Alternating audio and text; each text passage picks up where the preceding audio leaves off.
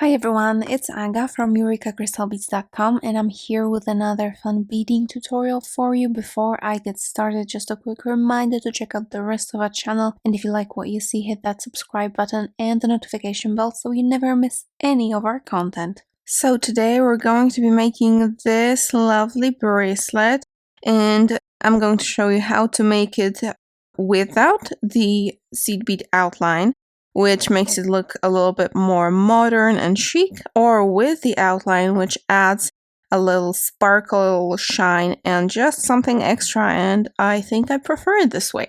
So this bracelet is made with our Belle Époque Beadway Boxes. These are the latest Beadway boxes that we launched. And if you're new here, if you don't know what a Beadway box is, well, they are just these little boxes with a window that are intended for a very specific design, which in this case is this dangly earring. So we also have a tutorial for this, and each Beadway box comes with a little insert with a QR code, which you can scan to get to the tutorial for the earrings. And they are perfect gifts for beginner beaders, as well as for anyone who just wants to have a ready-made set, but there's just a little more possibility for customization, like you can use any thread you want and you can add any findings that you want. So that's just another idea for what you can make with the Belle Époque Beadway box, and I think this is really cool. And why don't I tell you a little bit about the specific ingredients and supplies that you need to make this bracelet if you don't have a box or just want to make this bracelet in different colors. So to create a bracelet, you're going to need one Belle Époque Beadway box, but if you don't have one, you're going to need some Crescent beads in one color or two. You're gonna need some GemDuos, some 11-ohs, these are Toho 11-ohs, and some Toho 15-ohs. When it comes to tools and supplies, you're going to need a needle. I'm going to be using size 12, and I'm also going to be using 6-pound crystal fireline. And I do recommend that you match your fireline or your thread to the GemDuos, because we're going to be turning back at some points through the other hole of the GemDuo, so we just want the thread to show as little as possible. And I'll be using the heavier fireline just because it's a little bit more stiff, and this bracelet can get a little floppy if you're using a thinner or less stiff thread. And then of course you're also going to need a clasp. Here I have this tiny little magnetic clasp that I will use, and I won't be using any jump rings with it or anything like that. We're just going to attach it straight to the bracelet. Alright, let's start beading. Okay, so I'm going to start with a full wingspan of thread on my needle. I already cut it off. Hi, this is Aga from the future. It turns out that a full wingspan of thread is just enough to make the entire bracelet, but not the outline. So if you do want to make the outline in this bracelet, definitely do not cut off the tail thread, because you can just use it instead of adding on new thread to your beadwork. And I'm going to start with putting on a stopper bead in a different color so that I don't get all of the beads mixed up.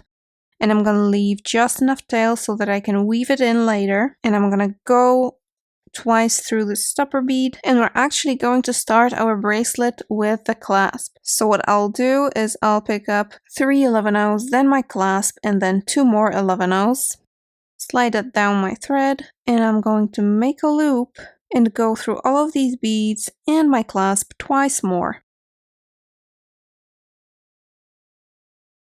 Alright, turns out I didn't need that stopper bead at all, because this loop is already kind of sturdy. So you want to be coming out of this 11-oh that's on the bottom that we started with. So we have 2 ends of the thread coming out of the 2 sides of the 11-oh. Now I'm going to pick up 3 11-ohs, and then I'm going to pick up a crescent bead, and I'm going to make it face down with that curved side, and I'm going to go up through the upper hole. So if you're right-handed, if you go from the right, you also pick up your crescent bead so that the curved side is facing down, and you go through the upper hole of it. I'm gonna go from the left, and this is how I pick up my crescent bead. Then I'm going to pick up a single GemDuo. I'm going to check that both of the holes are clear, and I'm going to place it with the flat side facing down, and I'm going to go through again the upper hole of it. Now another crescent, and I'm going through the upper hole again, so that this is what I have on my needle. Then I'm going to pick up 3 more 11-0s like this, and I'm going to go through that middle bead in our loop in here. And after pulling it all together, this is what we get. I will now go down these 3 beads, through the 3 check beads, the same way that we went through them the first time. I'm gonna pull tight, and now we start weaving the actual bracelet. Now I'll pick up a 15-0, 11-0, 15-0, and I go right back through the same crescent bead through the other hole. Now I want 2 GemDuos and make sure that they're facing with the flat side down. You can put them right against the space that you want them in, and you go through the hole that is closer to your beadwork as the flat side of the bead is facing down, and you go through the other free hole of the GemDuo that you already have incorporated in the bracelet. Now the other one, same thing, you go through this hole that is closer to your beadwork as the bead is positioned with the flat side down, so that this is what you end up with. Now we've got to fill this space between the holes of the crescent, so again I'm picking up a 15-0, an 11-0, and a 15-0, and going through all 3 of these beads again, but now they're kind of tight together, so I'm going through them separately.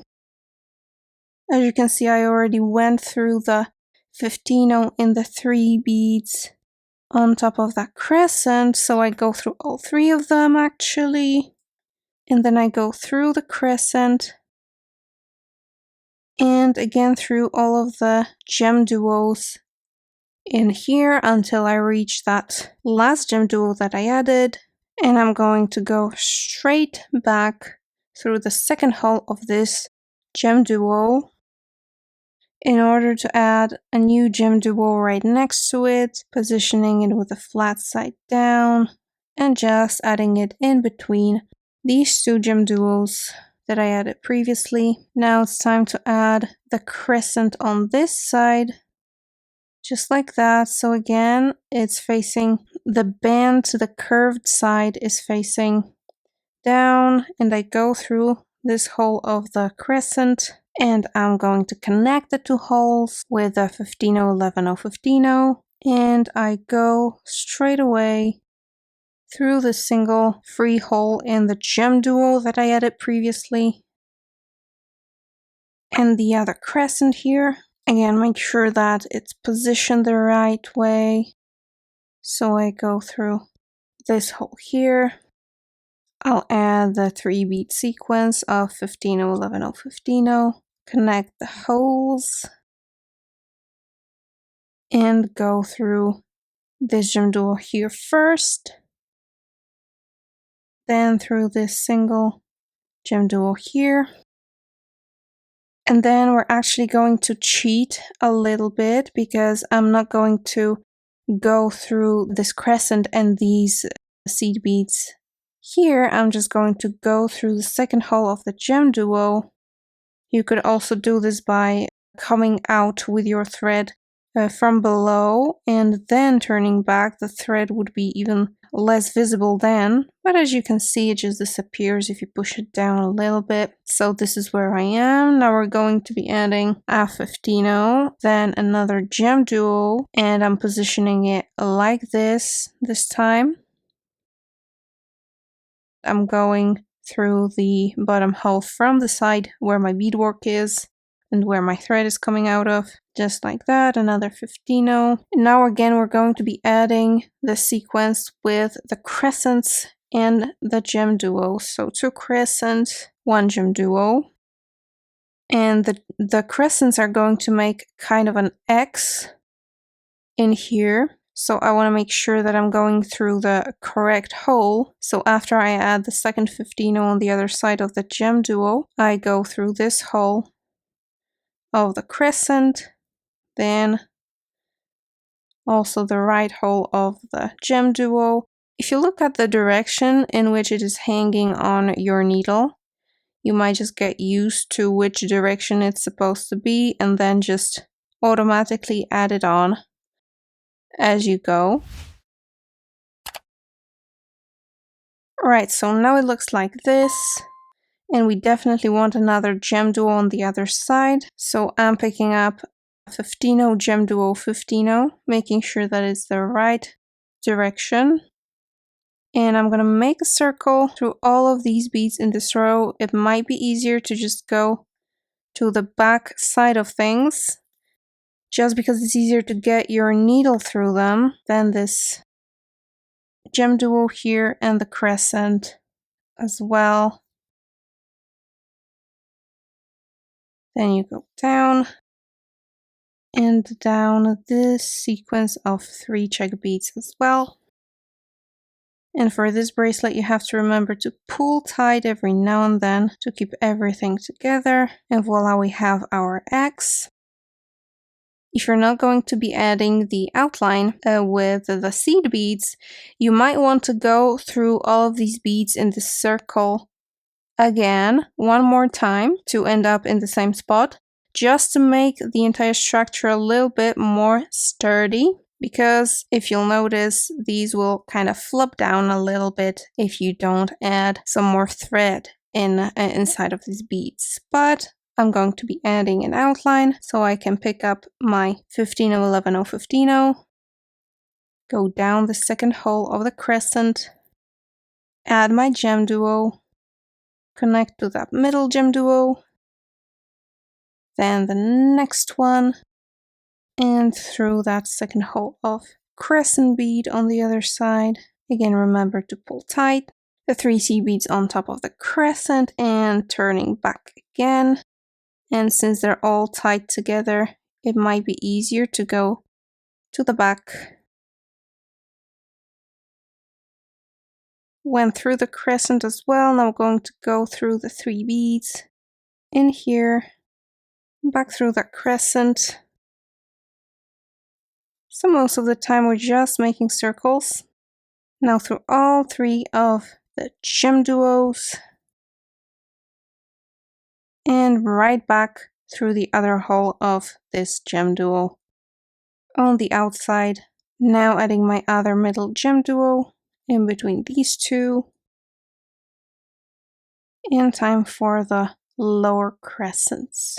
And I'm going to be doing this with just the black ones, but you can alternate it. You can do it with the other color of crescent beads, because in the Beadway box you get 2 colors.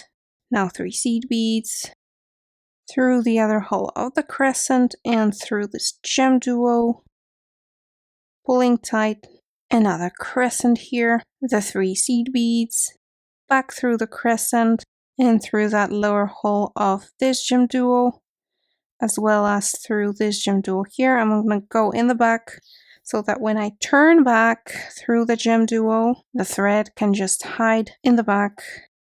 So I'm going to turn back through that GemDuo, as well as the crescent here.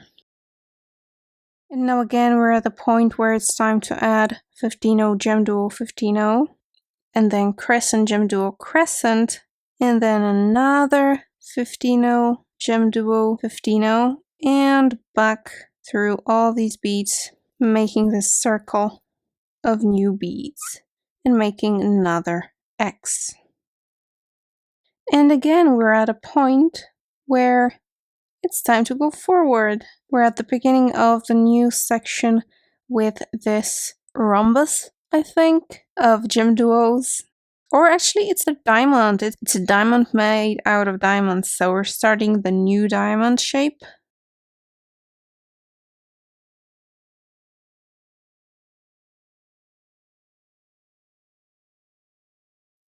There, and you just continue making this bracelet until you've reached your desired length. Alright, and that was my last sequence, and you want to end in the same spot as you started, so with a full diamond here out of GemDuos and the 2 crescents being the last check beads that you added. And we're gonna add the other half of the clasp, so I'll pick up 6 11-0s, then my clasp, then 2 more 11-0s.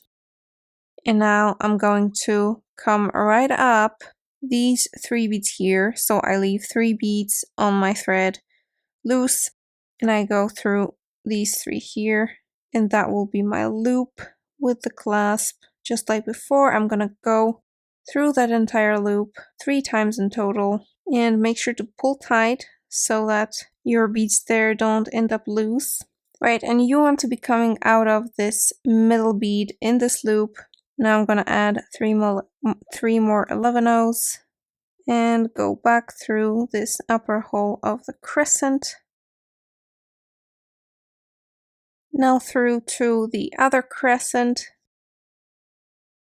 And now whether to tie a knot or continue with the outline if you have enough thread, I just go again through this sequence of 3 beads, that middle bead here, and 3 beads.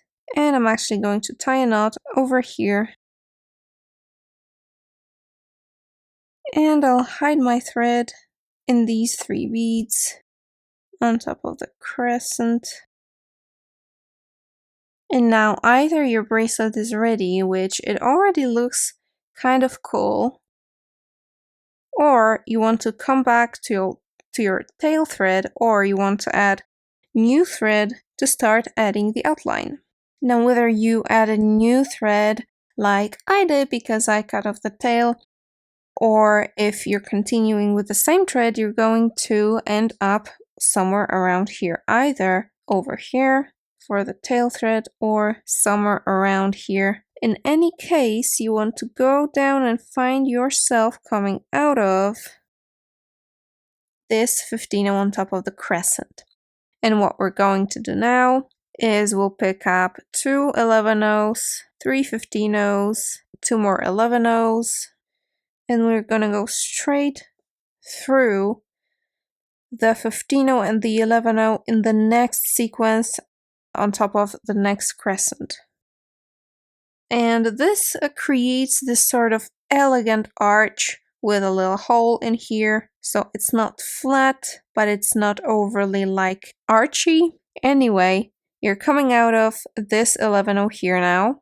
And now what you pick up is 15-0, then 5 11-0s. And we're gonna go back through that free hole of the GemDuo to create something like this. And I'm going to go back up through 2 of the 11-0s, so 2 are already on the other side, so I'm not going through them. I'm just skipping this first one, and I'm going up through the last 2 on this half. And now I'll add another 11-0 on top here just to make it a little bit more pointy. And what we're missing is 1 11-0 and 1 15-0 to add here, while we pass through the 11-0 and the 15-0 on top of the crescent. And this is what we get. Now again, 2 11-0s, 3 15-0s, 2 11-0s. And we're gonna go through the 15-0 and 11-0 in the next sequence. Again, a 15-0 and 5 11-0s. Going back through the GemDuo, back up through these 2 11-0s in here, adding an 11-0 on top, and then the missing 11-0 and 15-0 to close the outline on this GemDuo. And so on and so forth until you've finished the outline.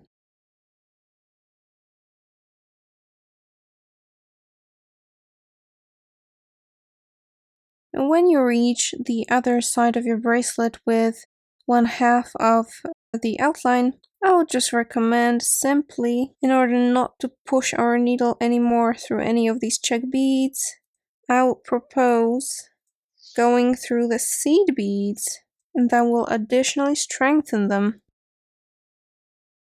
And then you're here and you're ready to start the other side of the outline. Now this is the last sequence that I'm adding, and I can either go through some of these beads again, or I will go through these beads again and tie the knot on the other side, right over here. And I'll weave in my tail and some more of these seed beads. And the bracelet is ready. Please let us know in the comments if you prefer it with the outline or without. I think it looks gorgeous, and without the outline it looks a little bit more geometrical, a little bit more modern, but I really do like lacy stuff and things that shimmer and shine, and these white beads really add the shimmer to this bracelet. I hope you liked the tutorial. All of the materials can be found, of course, at EurekaCrystalBeads.com. Thank you so much for watching, and see you in the next one. Bye!